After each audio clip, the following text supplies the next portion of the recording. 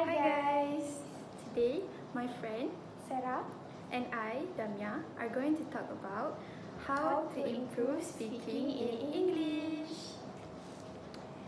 today we are going to discuss the first method is imitation. Mia, what is imitation? So, imitation is when you hear or watch something and then you interpret it based on your understanding with your own way. But I'm thinking, what is the function of imitation, Sarah? The function of imitation is you can improve your sentence structure, vocabulary, grammar. And to Enhance. to, It's okay. to enhance imitation method is you also can add linking words like because of, plus, also, but, however, mind you, right? Do you agree with I me? agree. Next, the main event for imitation method is to watch video practice for imitation method on YouTube. So, by watching this video, there are many elements that it touch and that you can practice and learn, which is phrase or short sentence, complete thought or idea, and entire speech. This all will help you to learn and practice the imitation method well. I agree with you. The other imitation method also you can do delay mirroring.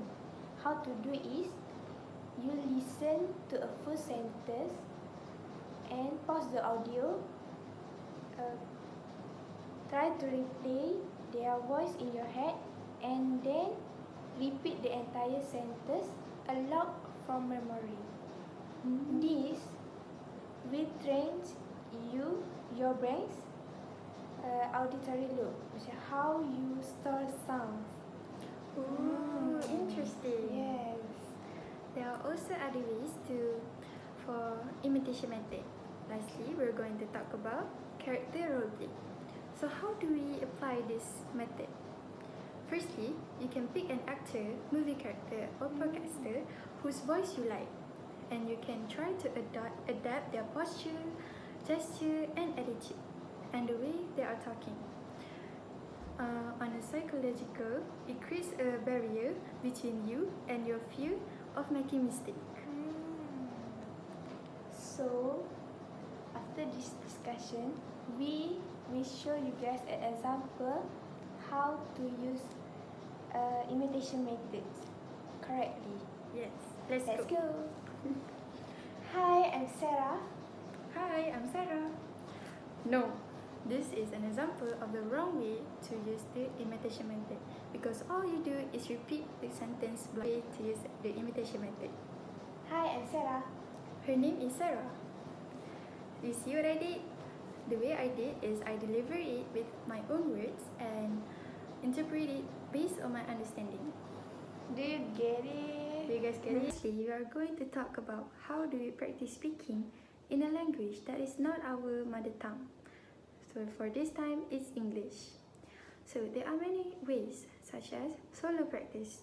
This method specifically targets for building our muscle memory. You can use the method shadowing, like listen to a native speaker, such as podcast, YouTube video, and a movie, and you can repeat what they say. Don't just copy the words, mimic their rhyme, pause, and emotional tone. I agree with you.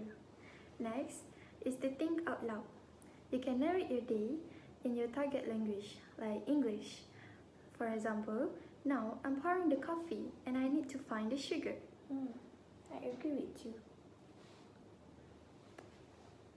You also can use the method which is the 2-minute monologue.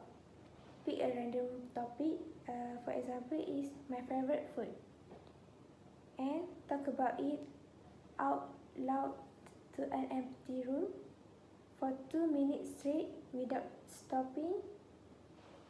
If you make a mistake, just keep going. Okay? I totally agree with you. Next, the method is interactive practice. This practice targets you to overcoming the fear. You can normalize you can do the prioritize connection over perfection. Why? Because this native speaker care about understanding you, not your perfect grammar. So even if you use the wrong tense, but they get the point, that is a successful conversation. Lastly, you can find low-stake conversation partner. Use language exchange apps like a HelloTalk or find a people that you feel comfortable to speak in English. Yes, true that. So the second method on how do we improve our speaking is comprehensive input. What is comprehensive input, Sarah?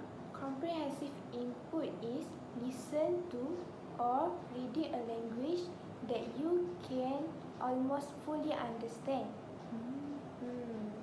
There are many elements that goes under comprehensible input, which is the first one, visual.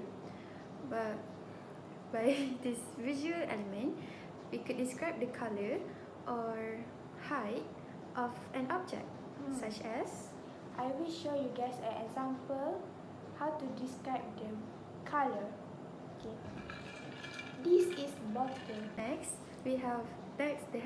Context. Yeah. Next we have context, which is describe texture and character. Let me show you an example of how do we describe a texture. So as you can see, the book cover texture is smooth. Yes. And lastly, the last element is repetition. Repetition is basically and solely on what you hear, like a phrase from a movie, and so on. I agree with you. We also have a benefit in comprehensible input. Firstly, we can improve our vocabulary, Pronunciation, listening comprehension, grammar, sentence structure, and thinking in English. and we should take a note, talking in English should be our daily routine. Yes, I agree with you. You Yeah. can literally practice it everywhere, like when you're studying, talking with your classmate, and even talk to yourself. Thirdly, ways to speak English fluently is you can learn informal expressions and practice using them. For example, you can change from asking how are you to how is going. Yes. Fourthly, you can use words like actually and basically. Why?